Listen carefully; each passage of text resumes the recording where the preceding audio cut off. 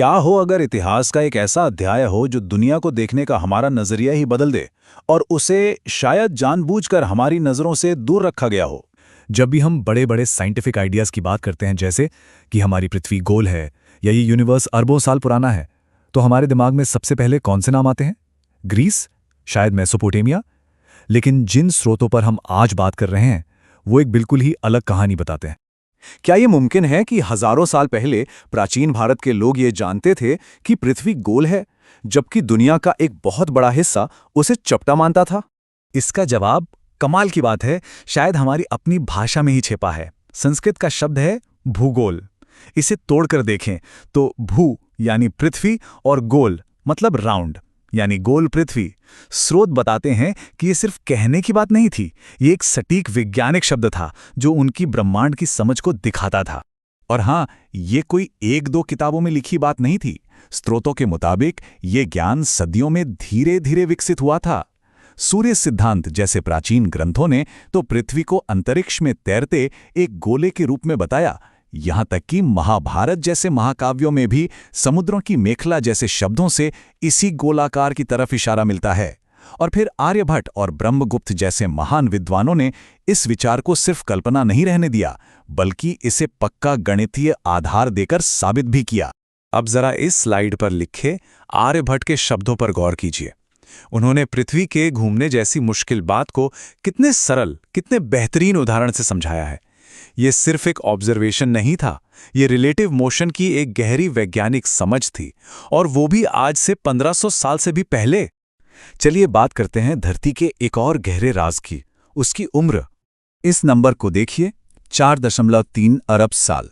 स्रोतों के अनुसार मनुस्मृति जैसे प्राचीन ग्रंथ में पृथ्वी की आयु की गणना ठीक इतनी ही की गई थी। जैसा कि इस चार्ट में साफ साफ दिख रहा है, ये संख्या आज के वैज्ञानिक अनुमान के, जो कि करीब 4.6 अरब साल है, उसके हैरान कर देने वाले तरीके से करीब है। भूविज्ञानी प्रोफेसर आर्थर होम्स जैसे जाने माने पश्चिमी विद्वानों ने भी इस प्राचीन हिंदू टाइम स्केल को सबसे असाधारण कहकर इसकी सटीकता को माना है। समय के अलावा क्या प्राचीन ग्रंथों में पृथ्वी के बदलते हुए भूगोल का भी कोई जिक्र है? कुछ स्रोतों का मानना है कि रामायण में जिस जम्बूद्वीप का जिक्र मिलता है, एक विशाल महाद्वीप के तौर पर, वो असल में एक बहुत पुराने अकेले भूभाग की धुंधली सी याद हो सकती है। ठीक वैसा ही जिसे आज का विज्ञान पैंजिया कहता है, यानी वो समय जब दुनिया के सारे महाद्वीप एक दूसरे से जुड़े हुए थे। तो ये ज्ञान इतना पुराना है, तो क्या भारतीय सभ्यता भी उतनी ही पुरानी है जितना हम सोचते हैं, या फिर शायद उससे भी कहीं ज्यादा? हमें हमेशा से पढ़ाया गया है कि मेसोपोटामिया सभ्यता का पालना है, मतलब जहां सब कुछ शुरू हुआ। लेकिन हमारे स्रोत भारत में मौजूद कुछ पुरातात्विक स्थलों की तरफ इशारा करते हैं जो इस कहानी को सीधी चुनौती देते हैं, जैसे कि भिर्राना जो 7500 ईसा पूर्व का है, यानी मेसोपोटामिया से हजारों साल पुराना, और मेहरगढ़ में तो 9000 साल पुरानी दंत चिकित्सा यानी डेंटिस्ट्री के सबूत मिले हैं। और राखीगढ़ी में मिले सबूत तो और भी गहरी बात बताते हैं। वो ये कि यहाँ के लोग बाहर से नहीं आए थे, बल्कि यहीं के मूल निवासी थे, जो एक लगातार चली आ रही सभ्यता को दिखाता है। अगर ये सारे सबूत मौजूद हैं ग्रंथों में, जमीन के नीचे पुरातत्व में, तो फिर ये सब हमारी किताबों में क्यों नहीं है? ये बातें इतनी आम क्यों नहीं हैं? स्रोतों के अनुसार इसका एक संभावित कारण उस कहानी से जुड़ा है जो हमें दशकों से बताई जाती रही है, आर्य आक्रमण सिद्धांत यानी आर्यन इन्वेजन थ्योरी।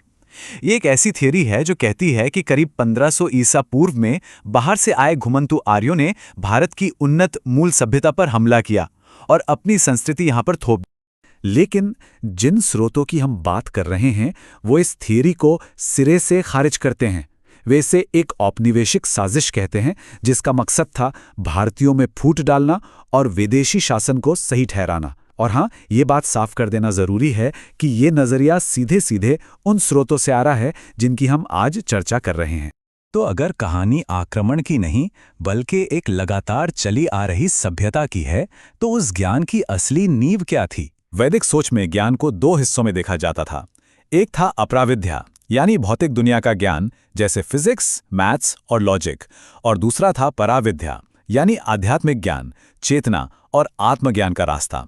और सबसे दिलचस्प बात यह है कि इन्हें अलग अलग नहीं बल्कि एक दूसरे का पूरक माना जाता था। बाहरी दुनिया को समझना अंदर की दुनिया को समझने में मदद करता था।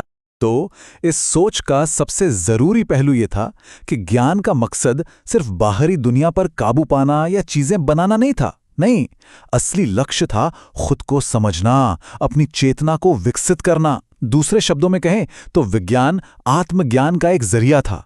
तो ये सारी बातें हमें इस एक सवाल पर लाकर छोड़ देती हैं, क्या भारत का प्राचीन इतिहास हमारी सोच से कहीं ज्यादा गहरा और उन्नत था?